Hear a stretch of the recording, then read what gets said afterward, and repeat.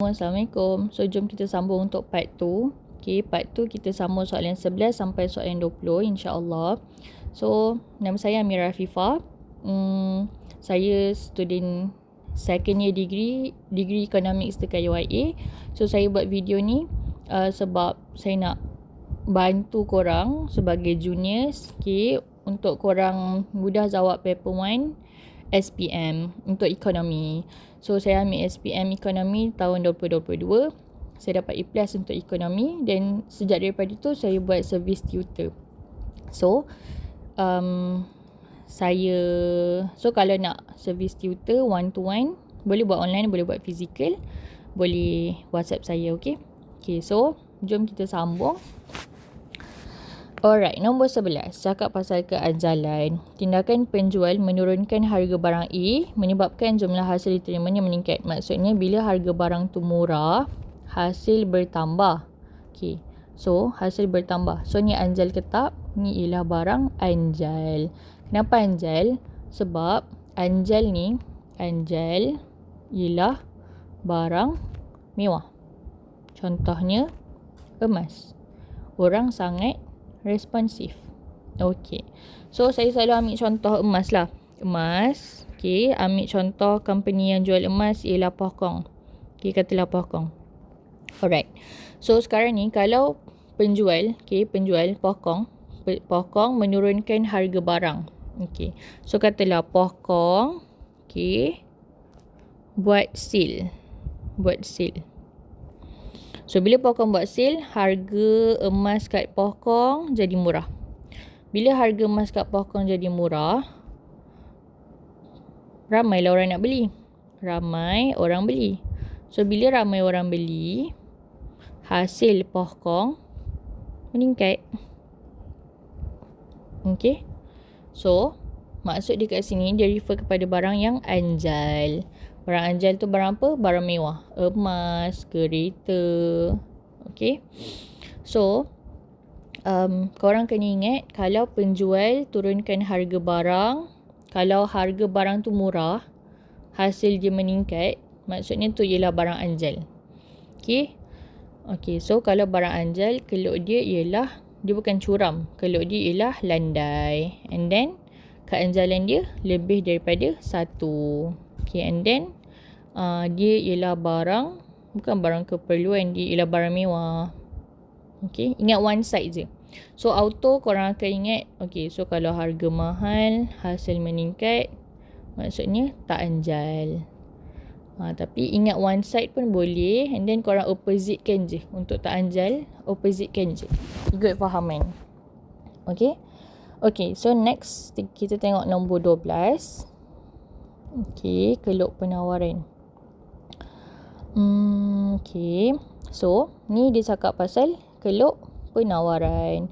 Keluk penawaran pun ada dua. Ada yang kita panggil kuantiti ditawar.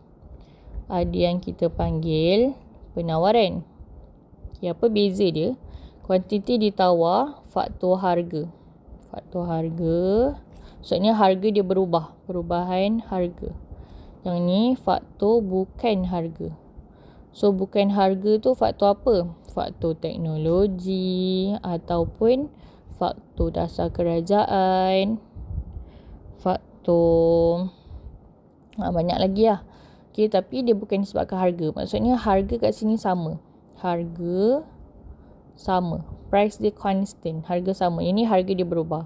Okay, so kalau korang tengok kat keluk ni, harga dia berubah kan? PO, P1. Harga naik. So, bila harga naik, kuantiti ditawar lah. Sebab harga berubah. Okay. So, ni ialah keluk kuantiti ditawar. Alright. So, QO kepada Q1. Okay. So, kuantiti ditawar ni, tengok harga naik kan? PO naik kepada P1. QO pergi ke Q1. So, ni ialah hukum penawaran. Hukum penawaran kata apa? Hukum penawaran kata, bila barang tu mahal, tawarkan banyak lagi. Sorry. Kita guna QS. Bila harga barang tu mahal, kuantiti supplied bertambah. Kuantiti ditawar bertambah. Okay. So, ni ikut hukum penawaran. Okay. So, dia tanya pasal anjal ke tak anjal Alright. Okay, so mana nak tahu dia anjal ke tak? Korang tengok ni gap dekat kuantiti ni kan, gap ni. Okay, gap ni perubahan kuantiti supply lagi besar kan, lagi besar daripada gap dekat harga ni kecil je. Gap dekat harga ni kecil je. Gap kuantiti dia besar. Okay, so gap kuantiti lagi besar daripada gap harga. So ni perubahan, gap tu ialah perubahan. Okay, perubahan kuantiti lagi banyak daripada perubahan harga. Okay, so bila perubahan kuantiti lagi banyak perubahan harga, benda ni menunjukkan anjal. Maksudnya sangat responsif. Okay, kenapa? Sebab harga dia beza sikit je, tapi kuantiti dia beza banyak. Maksudnya kalau harga dia murah sikit je, ramai gila orang nak beli. Kalau harga dia naik sikit je, terus orang tak nak beli. Nah, itulah maksudnya sangat responsif. So, contoh untuk barang apa? So, ni untuk penawaran kan? Okay, penawaran barang anjal. Penawaran ni penawaran barang anjal ialah barang perkilangan. Barang perkilangan tu apa-apa yang perlu dihasilkan, kan nama dia barang perkilangan. So apa-apa yang perlu dihasilkan daripada kilang. Contohnya aircon, kipas, apa lagi, lampu, apa-apa yang perlu dihasilkan daripada kilang. Okay, barang perkilangan. Sebab tu nama dia perkilangan, perlu dihasilkan daripada kilang. Alright, jom tengok peratus perubahan harga. Dikata kat sini peratus perubahan, tengok A, peratus perubahan harga melebihi peratus perubahan kuantiti. So salah lah, kan kuantiti dia lagi besar, kan perubahan kuantiti dia lagi besar. So A salah sebab terbalik. So dia contradict. Okay, yang B, berlaku perubahan dalam kuantiti ditawar. Mungkin betul sebab dia bukan penawaran. Kita cakap pasal kuantiti ditawar. Kenapa? Sebab dia faktor harga. Macam nak tahu? Sebab harga dia berubah. Kalau penawaran ni, harga dia sama. Okay, so dia akan jadi keluk dia macam ni. Ni P kan? P tu sama je. Tapi ni P dia berubah. PO naik ke P1. Okay, so B mungkin betul. Okay, C, contoh barang lah barang kemas. Barang kemas tu maksudnya barang mewah. Barang mewah, betul lah anjal. Tapi dia anjal permintaan. Okay, anjal permintaan. Kalau anjal, sekarang kita cakap pasal anjal. Tapi penawaran kan? Anjal penawaran ialah barang perkilangan. Barang-barang yang perlu dihasilkan daripada kilang. Contohnya aircon, kipas, lampu. Okay, so keluk penawaran tidak anjal. Salah lah, kan kita dah tengok dia anjal. Okay, dia kan anjal. Macam nak tahu dia anjal? Sebab ruang kat kuantiti ni kan lagi banyak daripada ruang dekat harga ni. Okay, so jawapan dia B. Alright. Okay, jom kita tengok nombor 13. Suatu barang cenderung menjadi tak anjal permintaan jika barang itu ialah barang, kalau barang kehendak. Okay, dia kalau ikut nanti saya share notes tu. Okay, so ni tak anjal kan? Tak anjal permintaan. Okay, tak anjal permintaan ni korang ingat je, dia ialah barang keperluan. Macam beras, ya ke? Gula, garam, ni barang-barang pertanian dah. Keperluan at pertanian. Okay, pertanian. So, beras, gula, garam ialah barang kehendak. A, salah lah. Barang kehendak ni ialah barang mewah. Barang mewah, anjal. So, salah. B, banyak barang pengganti. Okay, beras, gula, garam lah yang tak ada barang pengganti. Tak ada benda yang boleh menggantikan beras. Tak ada benda yang boleh menggantikan garam. Tak ada benda yang boleh menggantikan gula. So,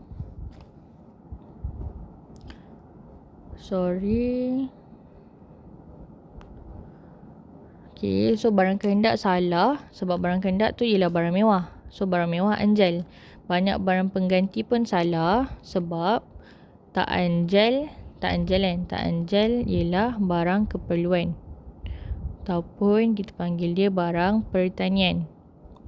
Contohnya gula, garam, dia tak ada barang pengganti. Okay, so B salah. Mempunyai banyak kegunaan pun salah. Banyak kegunaan tu ialah barang anjal. Barang anjal banyak kegunaan. Contohnya kereta banyak kegunaan. Contohnya phone, tu banyak kegunaan. Okay. Perbelanjaan merupakan sebahagian kecil daripada pendapatan. Okay, betul lah. Katalah gaji RM5,000. Okay, gaji RM5,000. Nak beli beras RM50 je. Okay, perbelanjaan RM50 je. Pendapatan RM5,000. So maksudnya hanyalah 1% kan? Hanyalah 1%. Tapi katalah kau nak beli barang mewah. Okay, contoh kau nak beli barang mewah, barang anjal, barang mewah, barang anjal. Contoh nak beli iPhone. Katalah contoh gaji RM5,000. Okay, gaji RM10,000 lah. Contoh gaji RM10,000. Nak beli iPhone RM5,000. So, iPhone ambil 50% daripada gaji. Okay, kita ada gaji RM10,000, 10k gaji kita. Nak beli iPhone 5k. RM 5k. So, half daripada gaji kita, 50% daripada gaji kita habis kalau beli iPhone. Sebab iPhone ni ialah barang mewah, barang kehendak. So, nak cakap kat sini, apa maksud yang D ni? Perbelanjaan sebahagian kecil daripada pendapatan. Kalau beli barang keperluan ni, beras, gula, garam, dia ambil sikit je daripada gaji kita. Macam ni, dia ambil 1% je daripada gaji.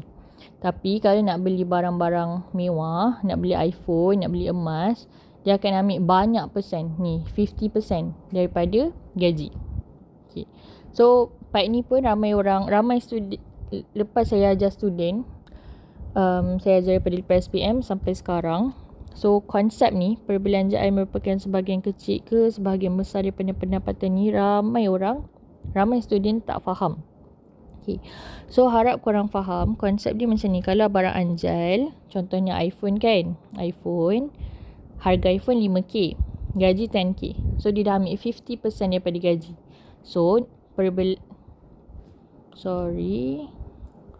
perbelanjaan iPhone ambil banyak daripada pendapatan. Okay. Tapi kalau barang tak anjal, okay. Sekarang saya explain konsep D ni Okay. Dia kata kalau perbelanjaan sebahagian kecil daripada pendapatan. Katalah pendapatan ialah RM5,000. Nak beli beras harga RM50 je. So, beras 1% je daripada gaji. Itulah maksudnya sebahagian kecil. 1% je daripada gaji. Nak beli beras, sebahagian kecil je daripada gaji. Okay, ni kalau beras. Okay, cuba tengok belah kiri pula. Katalah gaji kita 10k. Gaji 10k, kita nak beli iPhone. Okay, iPhone barang mewah kan? iPhone barang mewah. Contoh iPhone harga 5k. So, iPhone dah ambil 50% daripada gaji kita. Gaji kita 10k, nak beli iPhone 5k. So, iPhone ambil 50%, ambil separuh daripada gaji kita. Okay, so iPhone perbelanjaan dia besar. Nisbah perbelanjaan dia besar. Tapi kalau beras, 1% je daripada gaji. So, perbelanjaan dia kecil. Tu je sebenarnya konsep dia. Okay. Tapi it's okay. Kalau korang tak faham lagi, tanya je, okay? Dekat komen ataupun boleh WhatsApp. Alright. So, tengok nombor 14 pula. Okay, situasi yang manakah menunjukkan fungsi wang. Fungsi wang ada 4. Okay, fungsi wang ada 4, alat penyimpan nilai. Okay, fungsi wang ada 4. Sebagai apa? Fungsi wang ada 4. Kalau korang sambung economics time study degree pun korang akan jumpa benda yang sama lagi. Cuma English kan je. Okay, so fungsi wang ada 4. Yang pertama, perantaraan, alat perantaraan pertukaran. Okay, perantaraan pertukaran untuk jual beli barang lah. Jual beli barang. Okay, yang kedua ada ukuran nilai. Ukuran nilai ni dia untuk measure value. Measure value tu maksudnya macam harga pensel RM1. Dia state harga barang tu. Harga kereta 100k. Harga emas 1 gram RM700. Contoh. Okay, so ukuran nilai ni dia measure value. Dia bagi tahu value barang tu. Yang ketiga, penyimpan nilai. Penyimpan nilai ni, duit tu kita boleh guna untuk saving. Okay. Yang keempat, bayaran tertunda. Bayaran tertunda ni maksudnya untuk installment. Kita kan ada installment kereta, rumah. Okay, so ni notes dia lah. Perantaraan pertukaran, jual beli barang. Ukuran nilai, dia state harga barang tu berapa. Pensel RM1. Contoh kereta 100k. Contoh emas RM700. Okay, penyimpan nilai. Penyimpan nilai maksudnya duit tu kita boleh guna untuk saving. Okay, yang keempat, bayaran tertunda untuk bayar installment. Okay, so dia tanya alat penyimpan nilai. Penyimpan nilai maksudnya saving kan. So kena cari apa yang dicakap pasal saving. Okay, tengok A. Encik Lokman bayar kereta 700 sebulan. So ni maksudnya installment lah. Installment maksudnya alat bayaran tertunda. Bayar apa yang tertunda? Bayar installment. Ni bukan jawapan dia. Ni salah. Okay, sebab kalau dia bayar 700 sebulan, maksudnya dia cakap sebulan bayar berapa. So tu installment. So ni fungsi wang sebagai alat bayaran tertunda. Salah. Kita nak cari yang saving sekarang ni. Okay, so B. Cik Alisa memotong sebahagian gajinya masuk ke akaun tabung haji. Okay, nama pun tabung. Tabung maksudnya saving lah. Tabung ialah saving. Okay, B ni betul. Okay, kenapa C salah? Sebab dia membuat bayaran terus. Dia beli barang. Kalau ada perkataan beli atau jual, maksudnya dia refer kepada jual beli barang ni tadi. Perantaraan pertukaran kan? Jual beli barang. So ni fungsi yang pertama. Jual beli barang ni. Ni fungsi dia perantaraan pertukaran. Salah. So kita nak cari apa? Fungsi alat penyimpan nilai. So ni saving. So saving tabung haji. Okay. D. Puan Wana pergi berapa untuk banding harga. Banding harga maksudnya ukuran nilai. Sebab dia nak measure value. Kat berapa harga gelang emas kan. Okay, dia pergi kedai emas. So dia pergi Habib, berapa Habib offer. Dia pergi Pohkong, berapa Pohkong offer. Dia pergi Pandora, berapa Pandora offer. So bila dia compare, maksudnya dia tengah measure value. Dia tengah measure beli kat Habib ke, beli kat Pohkong ke, beli kat Pandora lagi berbaloi.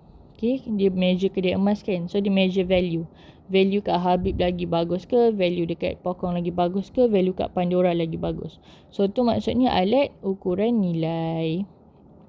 Okay, so kalau dia tanya alat penyimpan nilai, korang cari yang saving. Penyimpan nilai, dia punya keyword ialah saving.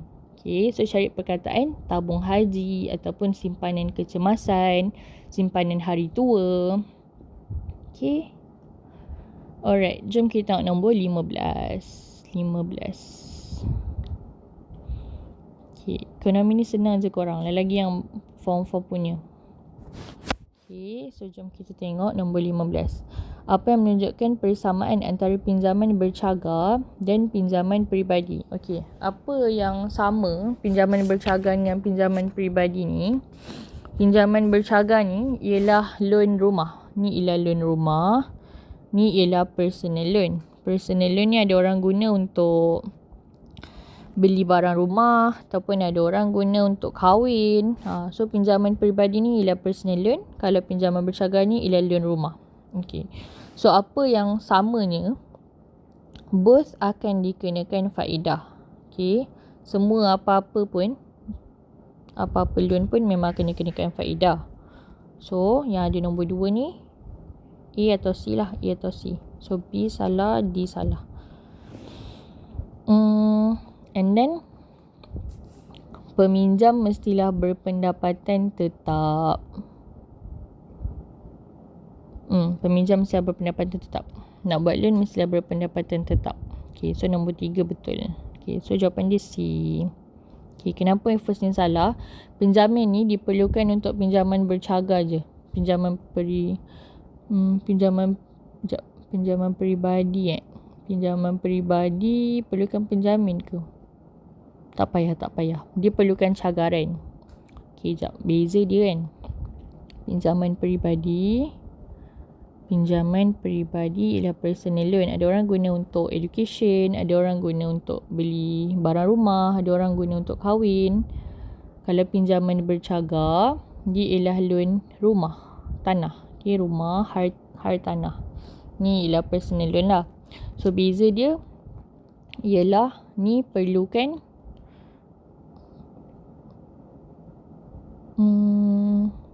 terbalik ke tadi? Kejap. Memerlukan penjamin.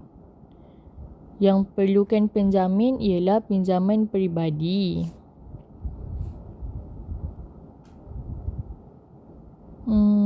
Sorry. Okay, silap. Yang perlukan penjamin ialah pinjaman peribadi je. Perlukan penjamin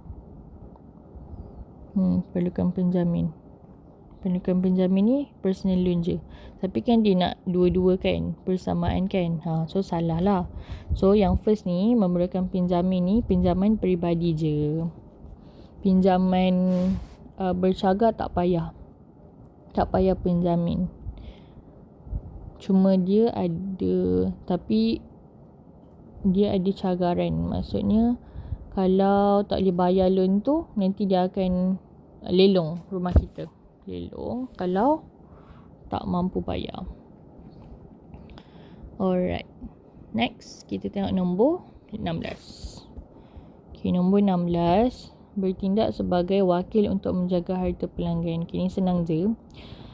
Kalau korang biasa buat, nanti korang akan biasa. Okay, sambil korang revision tu, korang akan biasa tengok yang prinsip Islam dalam ekonomi kan ada 4 tu kan. 4 ni, Baibil Taman Azil, Mudharabah, Wadi'ah, Takjiri. Selalunya memang keluar Wadi'ah. Selalunya lah. Berdasarkan pengalaman saya ajar ekonomi, jadi tutor ekonomi, dan berdasarkan pengalaman saya membuat paper term saya sejak daripada saya SPM dulu, selalunya keluar Wadi'ah. Okay, Wadi'ah maksudnya bank sebagai pemegang amanah. Maksudnya kita amanahkan bank, kita depositor. Kita ialah depositor. Kita ialah pemberi deposit. Kita bagi kat bank. So, kita minta tolong bank jagakan duit. Bank jagakan duit kita kan. Jagakan duit kita. So, duit tu ialah amanah. Amanah yang kita bagi dekat bank untuk jaga. So, prinsip tu, bank sebagai wakil untuk menjaga harta pelanggan ialah Wadi'ah. Mudharabah tu ialah bahasa Arab untuk perkataan perkongsian. So dia perkongsian ni ada 2 orang. Okay, katalah ada 2 orang. Seorang bagi duit, bagi modal. Seorang bagi tenaga dan expertise. Okay. So kalau mudharabah ni konsep dia macam ni. Ada 2 orang. A bagi modal, B usahakan. Okay. So orang A ni dia bagi duit je, tapi dia tak buat marketing, dia tak ada pergi kilang. Orang B dia usahakan je. Maksudnya dia tak ada bagi modal, dia tak ada duit, tapi dia bagi kemahiran dia buat marketing, kemahiran dia promote, nego dengan owner. Okay. So mudharabah ni konsep dia ada 2 orang. Seorang bagi modal, seorang mengusahakan. Okay. Wadi'ah selalu keluar bank sebagai penjaga amanah. Bank pegangkan deposit kita. Deposit tu duit yang kita letak kat bank lah. Duit yang letak kat bank. Okay. So senang je untuk prinsip perbankan Islam. Most of the time, okay, tak janjilah, tapi most of the time keluar Wadi'ah. Maksudnya wakil untuk menjaga harta pelanggan. Bank sebagai pemegang amanah. Okey, 17 pula. Jom kita tengok faktor pemilihan pekerjaan. Ni subtopik faktor pemilihan pekerjaan. Apa yang menyebabkan orang tu pilih job ni. Okay. So ni senang sebab tak payah hafal pun. Korang just tengok je dia bagi apa. Okay, contoh macam ni kan. Upah wang. Okay. Dalam ni tak ada cakap pasal upah wang pun. Dia tak beritahu pun gaji dapat berapa sebulan. Tak beritahu kan. Sorry. Okay. So ni faktor pemilihan pekerjaan. Korang tengok je dia state apa. Kat soalan dia bagi tahu apa. Apa info yang dia bagi. So kat sini dia tak bagi tahu pasal upah wang. Tak ada cakap pun. Upah wang berapa. Dia tak bagi tahu pun. Gaji, upah wang tu gaji lah. Dia tak state pun kat sini. Gaji pensyarah ni berapa. Okay. So upah wang salah. Sebab dia tak state. Faktor pemilihan pekerjaan ni korang tak payah hafal. Korang just tengok je soalan. Apa info yang dia bagi. So info untuk upah wang tak ada. I tak ada. So A dengan B confirm salah. Okay. Waktu bekerja tak ada. Kelayakan akademik ada. Okay, kalau ada degree ekonomi boleh kerja. So kelayakan akademik ada. So IV confirm betul. So D lah. Okay. Kenapa yang ketiga pun betul? Faedah sampingan. So faedah sampingan cuti. Faedah sampingan ni boleh jadi apa-apa. Contohnya dapat transport ke orang panggil. Pengangkutan disediakan oleh company. Ataupun dapat insurans. Ataupun kadang ada company yang kaya dia bagi bonus, dia bagi travel, macam apa orang panggil, office trip, travel trip, macam something macam tu lah, as far as I know lah. Okay, so faktor pemilihan pekerjaan, soalan macam ni korang just tengok je info dia ada bagi ke tak. So info upah wang tak ada bagi tahu, waktu bekerja tak ada bagi tahu, so salah. Pilih yang dia bagi tahu je. Okay, just pilih yang dia state je. Next, 18. Apa yang berlaku jika harga purata meningkat kepada 20? Okay. Harga purata ni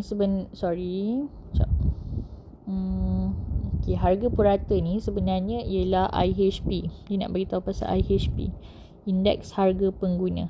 Okay, korang akan jumpa dekat topik form 5. Indeks harga pengguna. Okay. Harga meningkat. RM naik. Maksudnya apa? Inflasi. Okay, so dia tanya apa jadi kalau harga purata meningkat kepada RM20. Okay. Harga purata meningkat kepada RM20. Maksudnya apa kesan inflasi? Senang cerita, apa kesan inflasi? Apa kesan inflasi? Meningkatkan kuasa beli. Mestilah salah. Kesan inflasi, kuasa beli akan menurun. Purchasing power akan menurun. Maksudnya kita punya kemampuan untuk beli barang tu. Apa maksud kuasa beli? Kuasa beli tu macam ni. Kuasa beli tu dengan gaji yang sama, berapa barang kita boleh beli? Berapa barang boleh beli? Okay. So kalau kuasa beli meningkat, kita katalah kuasa beli meningkat kan, kuasa beli naik. Contoh kuasa beli naik. Gaji 10k boleh beli 10 beg. Tapi kalau kuasa beli menurun sebabkan inflasi, okay, gaji sama 10k tapi boleh beli 8 beg je. Why? Sebab harga beg mahal. So boleh beli 8 je. Kenapa harga beg mahal? Sebab inflasi. So kesan inflasi, kuasa beli akan menurun. Kuasa beli tu maksudnya dengan gaji yang sama, berapa barang je korang boleh beli. So kalau kuasa beli menaik, dengan gaji yang sama, makin banyak barang korang boleh beli. Tapi kalau kuasa beli menurun, dengan gaji yang sama, makin sikit barang korang mampu beli. Okay, so kesan inflasi, kuasa beli menurun. Okay. Upah wang merosot. Okay, salah lah. Upah wang ni maksudnya gaji. Gaji tak merosot. Gaji sama. Gaji sama. Dia tak cakap pun gaji menurun kan. So, gaji tak menurun. Yang menurun ialah upah benar. Yang sini. Upah benar menurun. Okay, ataupun dalam English, term dia disposable income. Pendapatan boleh guna. Sama ke Sekejap. Disposable income. Pendapatan boleh guna. Upah benar. Okay, sorry. Ni tak sure. Nanti saya showkan. Tapi upah benar tu maksudnya pendapatan benar. Pendapatan benar tu maksudnya dengan gaji. Sorry, maybe salah. Okay, upah benar tu maksudnya gaji yang sebenar. Maksudnya nilai. Upah benar tu macam nilai sebenar gaji kita tu menurun. Nilai sebenar menurun. Dia konsep sama dengan kuasa beli. Gaji sama 10k. Kalau kuasa beli meningkat, boleh beli 10 beg. Tapi kalau kuasa beli menurun, gaji sama 10k, boleh beli 8 beg je. So tu konsep dia sama dengan upah benar. Gaji tu makin kurang bernilai. 3,000 ni, nilai dia sebenarnya bukan 3,000. Nilai dia sebenarnya macam 2,500 je. Contoh. Okay, itu yang berlaku kalau inflasi. Alright. Memperolehi lebih banyak barang. Salah. Sebab inflasi makin sikit lah barang kita boleh beli. Okay. So, kesan inflasi dia akan selalu cakap pasal kuasa beli menurun, upah benar menurun. Alright. Next 19. Okay. This one, korang kena baca je. Relatable ke tak? Okay. So, okay. Macam nak tahu relatable ke tak? Cakap pasal kemahiran kan? Ni cakap pasal pilihan pendidikan. Ni cakap pasal risiko. Ni tiba lah kan. Dan keusahawanan, tapi cakap pasal kelayakan akademik. So, salah. And then pilihan kerjaya. Okay, pilihan kerjaya. Tapi merebut peluang pula. So, dia bukan pasal pilihan kerjaya. Dia pasal faktor lain. So, yang ni, pilih nama pun kaitan. Pilih yang relatable. Apa yang dia cakap kat belah kiri sama ke dengan apa yang cakap belah kanan. Macam 3 ni, kiri cakap lain, kanan cakap lain. So, kena pilih dua-dua yang cakap benda yang sama. Cari perkataan yang sama, ada, okay, baru betul. Next 20. Okay, penghujung untuk part 2 kita. Okay, so jenis pendapatan ada 2. Pendapatan apa? Aktif dengan pasif kan? Ya ke?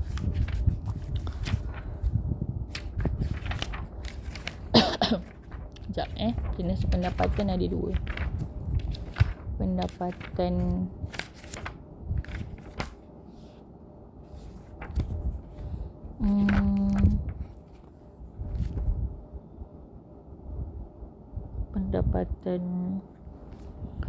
pendapatan aktif dengan pasif rasanya. Ya ke?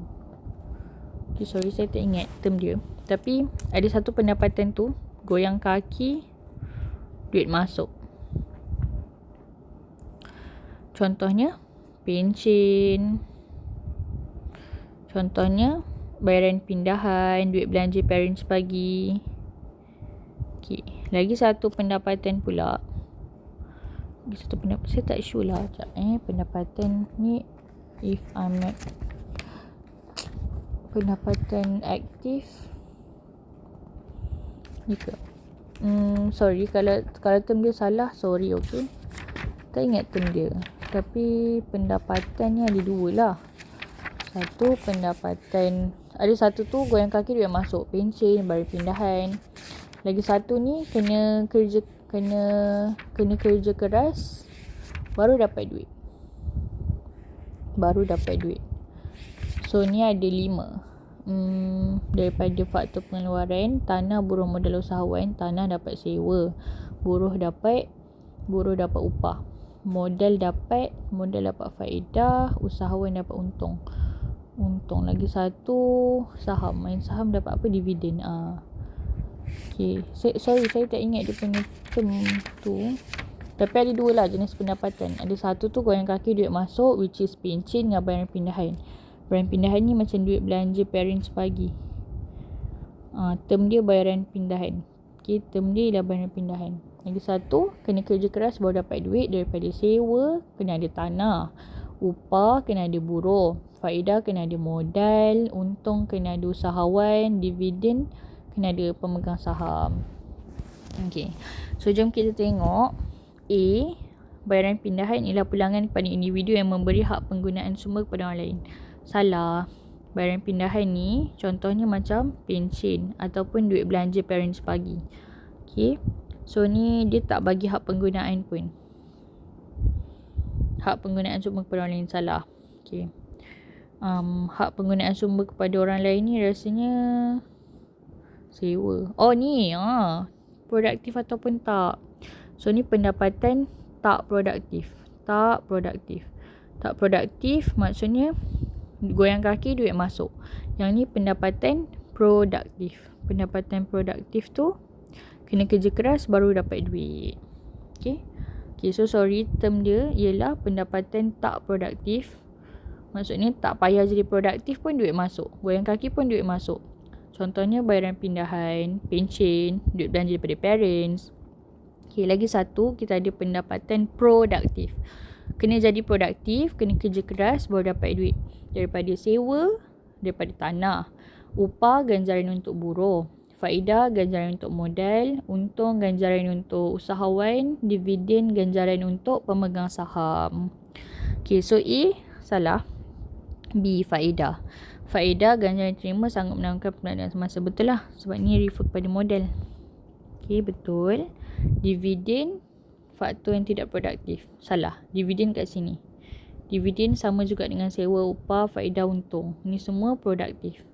So, salah. Dividen ialah produktif untuk pemegang saham. Pemegang saham.